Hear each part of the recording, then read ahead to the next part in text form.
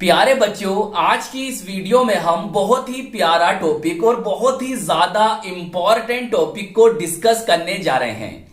प्यारे बच्चों, आज की इस वीडियो में हम जानेंगे अभिक्रिया की दर या अभिक्रिया का वेग क्या होता है और उसे प्रभावित करने वाले कारक कौन कौन से होते हैं।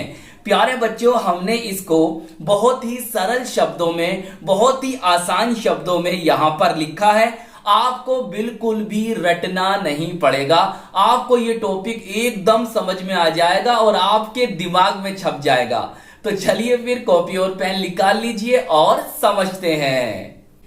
तो प्यारे बच्चों, ब्लैक पेन से आप ये हेडिंग डालेंगे, बड़ा बड़ा लिखेंगे, सुंदर सा लिखेंगे, अभिक्रिया की दर या वेग। प्यारे बच्चों, ये क्वेश्चन अभिक्रिया की दर या अभिक्रिया के वेग के नाम से आपसे पूछ सकता है, तो कंफ्यूज नहीं होना है। चलिए अब हम इसकी परिभाषा को समझते हैं। प्यारे बच्चों, बहुत ध्यान समझना। इकाई समय में किसी अभिकारक या उत्पाद की सांद्रता में होने वाले परिवर्तन को रासायनिक अभिक्रिया की दर या वेग कहते हैं। तो हमने क्या जाना प्यारे बच्चों, हमने क्या जाना सर? हमने ये जाना कि इकाई समय में किसी अभिकारक या उत्पाद की, किसी अभिकारक या उत्पाद की सांद्रता में होने वाले परिवर्तन को रासायनिक अभिक्रिया की दर या वेग कहते हैं। कितनी सिंपल सी परिभाषा है, कितनी आसान परिभाषा है। चलिए अब प्यारे बच्चों, इसका फॉर्मूला देखेंगे। आप देखिए, आप लिखेंगे अभिक्रिया की दर या वेग अभिकारक या उत्पाद की सांद्रता में परिवर्तन बटे परिवर्तन में लगा समय। क्लियर? याद हो जाएगा। चलिए अब प्यारे बच्चों, हमें इसका लिखना पड़ेगा उदाहरण। तो प्यारे बच्चों, अब यह हमारा उदाहरण है, बहुत ध्यान से आपको समझना है। प्यारे बच्चों, एक बात और याद रखो, ब्लैक पेन का और ब्लू पेन का यूज किस तरह से करते हैं यह आपसे आना चाहिए। मेरे कहने का मतलब यह है कि आपसे लिखने का तरीका आना चाहिए। जिस तरह से मैंने ब्लैक पेन का और ब्लू पेन का यूज किया है, आपको भी इसी तरह से अपनी कॉपी में लिखना है। याद रखना, लिखने का तरीका बहुत मैटर करता है। अगर आप अच्छे अंक प्राप्त करना चाहते हो, अच्छे नंबर ऑब्टेन करना चाहते हो, तो फिर आपसे लिखने का तरीका आना चाहिए। चलिए अब प्यारे बच्चों, ये हमारी कोई अभिक्रिया है। अब याद रखना, इस साइड में जो होते हैं वो होते हैं अभिकारक, बोले तो रिएक्टेंट, सही। और इस साइड में क्या होते हैं? उत्पाद, बोले तो प्रोडक्ट। होगा क्या? अभिकारक की सांद्रता में कमी होगी और उत्पाद की सांद्रता में वृद्धि होगी।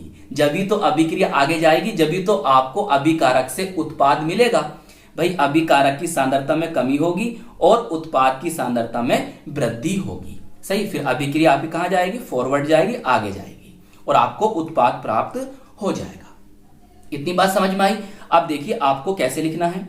देखो प्यारे बच्चों, अभिक्रिया का वेग या अभिक्रिया की दर, आर की सांद्रता में कमी, आर कौन है? हमारा अभिकारक है, तो अभिकारक की सांद्रता में कमी बटे परिवर्तन में लगा समय। इतनी बात समझ में आई?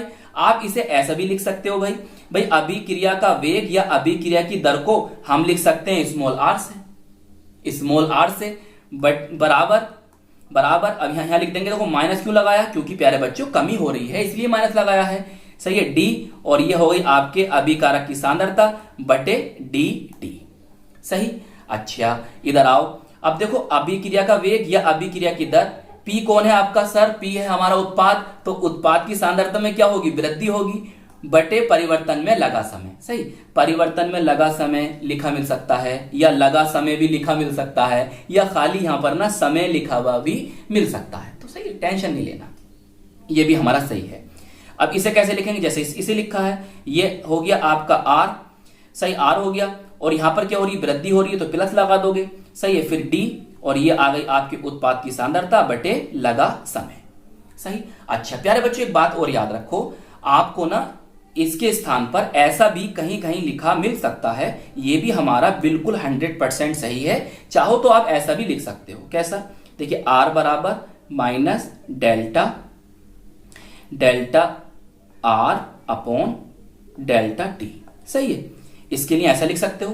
और प्यारे बच्चों, इसके लिए कैसा लिख सकते हो? आर बराबर प्लस डेल्टा डेल्टा पी की सांद्रता बटे डेल्टा टी। सही, ऐसा भी लिख सकते हो। क्लियर, ऐसा लिख लो, नो प्रॉब्लम है। चलें फिर आगे।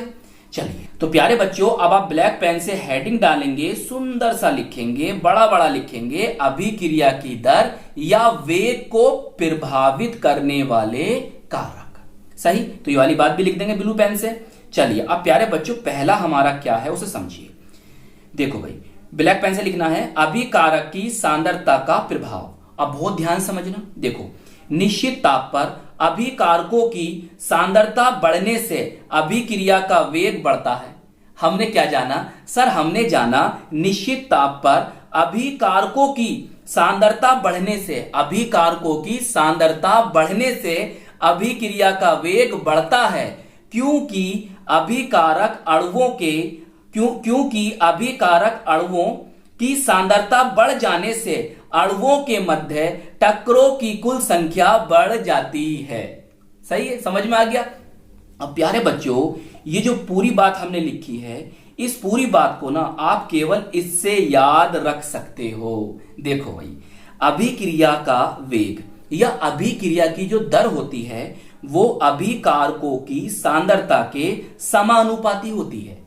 क्या होती है? समानुपाती होती है। इसका क्या मतलब हुआ? इसका मतलब ये हुआ प्यारे बच्चों कि अगर अभिकारकों की सांद्रता बढ़ेगी तो अभिक्रिया का वेग भी बढ़ेगा। अभिकारकों की सांद्रता बढ़ेगी तो अभिक्रिया का वेग बढ़ेगा। और इसी तरह से याद रखना कि अगर अभिकारकों की सांद्रता घटेगी तो अभिक्रिया का वेग या अभिक्रिया की दर भी घटेगी।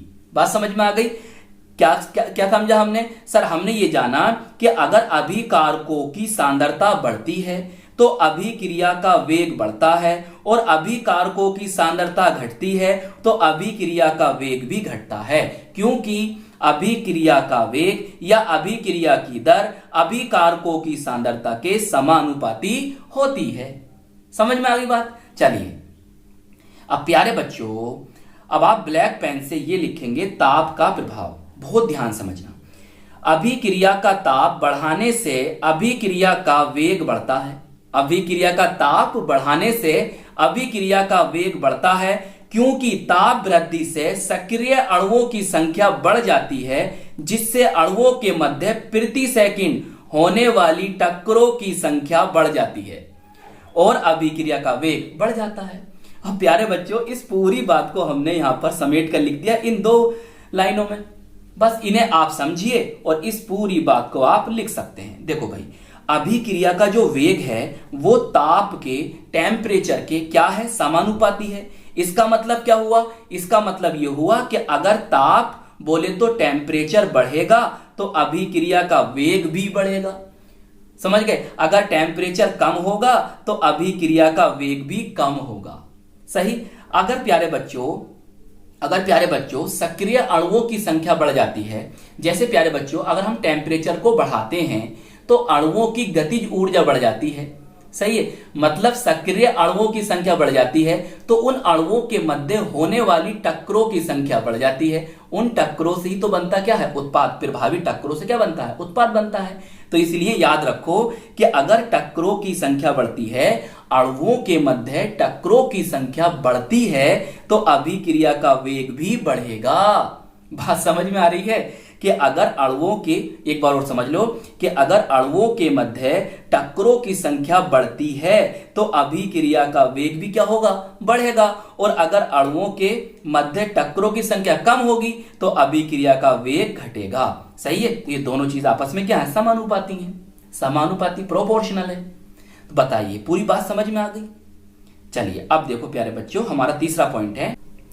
तो प्यारे बच्चों, हमारा तीसरा पॉइंट है उत्प्रेरक का प्रभाव। बहुत ध्यान समझना। उत्प्रेरक बोले तो कैटेलिस्ट। उत्प्रेरक कौन सा वाला? धनात्मक उत्प्रेरक, पॉजिटिव कैटेलिस्ट। अभिक्रिया का सक्रियण ऊर्जा बोले तो एक्टिवेशन एनर्जी, जिसे हम प्रदर्शित करते हैं EA से, का मान कम कर देता है। ये क्या करेगा? इसके मान को कम कर देगा, जिससे सक्रिय अणुओं की संख्या बढ़ जाती है। अतः उत्प्रेरक, धनात्मक उत्प्रेरक की उपस्थिति में अभिक्रिया का वेग बढ़ जाता है। सही। चलिए प्यारे बच्चों, फोर्थ पॉइंट है और लास्ट पॉइंट है, अभिकारकों का पृष्ठ क्षेत्रफल।